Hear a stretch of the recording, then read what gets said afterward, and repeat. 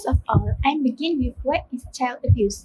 Child abuse is physical. It can be shaking, hitting, beating, burning, or beating the child. Child abuse is emotional, constantly blaming or putting down the child, yelling at the child, shaming the child, neglecting a child is also another way a child can be abused.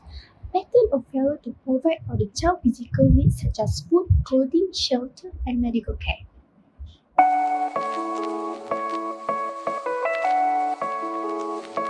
Type of child abuse. There are four types of child abuse, which is physical abuse, sexual abuse, emotional abuse, and the last one is neglect. For the physical abuse is any injury caused by any form of physical aggression from an adult. This is regardless of whether the blow was intended or not. There are a lot of kids are physically abused every year, which lead to injuries or death.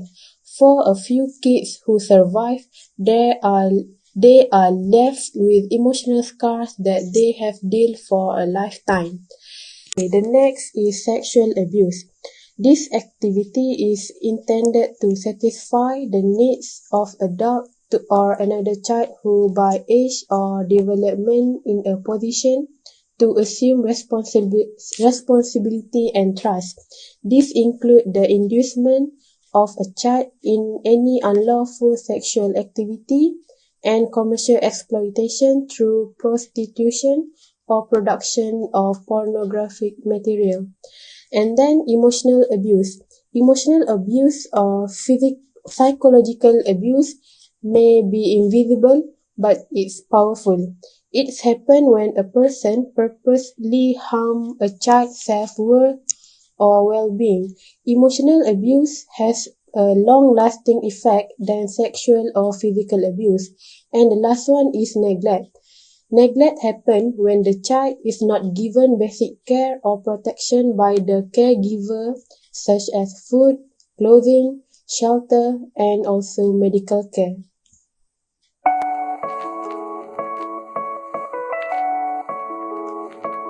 What causes of child abuse? Parents can cause child abuse if the family is from an abusive home. It is likely for them to be abusive to the child. It can be also be the other way around. They can come from a well-living family, but they can be very abusive to their children. Some parents have some characteristics that identify inside abusive, which is low intelligence, depression, and alcohol and drugs usage. Family structure also causes child abuse. Some families have an increased risk of child abuse and neglect. However, single parents don't earn as much money as others. They can also cause child abuse because they will be stressed and depressed.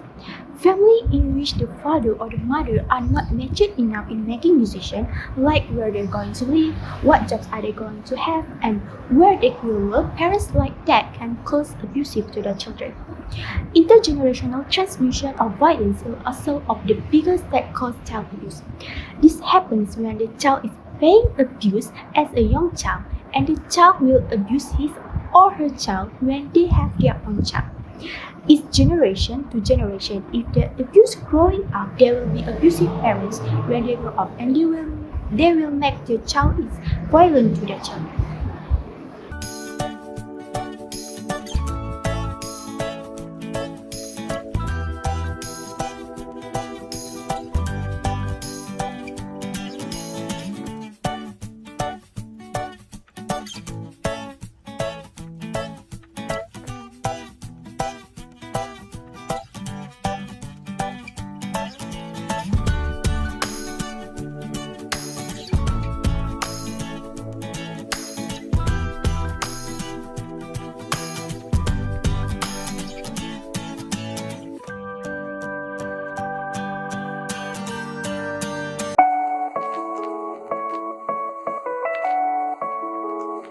Okay, how to prevent child abuse? Okay, first, be a good role model for them. Kids see us as a role model, whether directly or indirectly. The word that we use, the action that we take, all of this will shape the type of person that the child will grow up to be. And next one is speak out. Challenge and speak out against hurtful language and bullying in your school or community. Make note about the incident in your diary. Record the date and the thing that happened for future reference. And then talk to the kids about safe touch. In terms of sexual abuse, we need to teach the kid about safe touch. Teach them what body part that is safe or not safe to be touched by other people. And the last one is observe the child's behavior. If a child seems to be stressed, looks sad, scared, or does not want to have eye contact with certain people, please take note. Try to discuss this matter with the child in a positive way.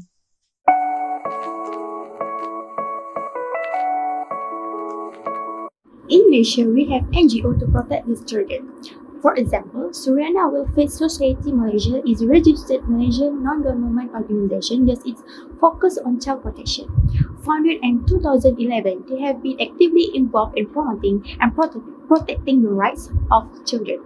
Suryana's name is derived from the phrase Suara Rintihan Kanak-kanak, which means the voice for children. They protect children by raising awareness through social awareness programs, education, the media, engagement with the authorities, and various other activities. They also provide service to families and the community to our effort to minimize the rise of abuse of children.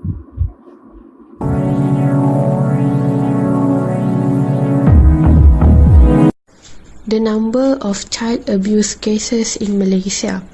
According to the Malaysian Welfare Department statistic, in 2016, there are 4,982 cases were reported.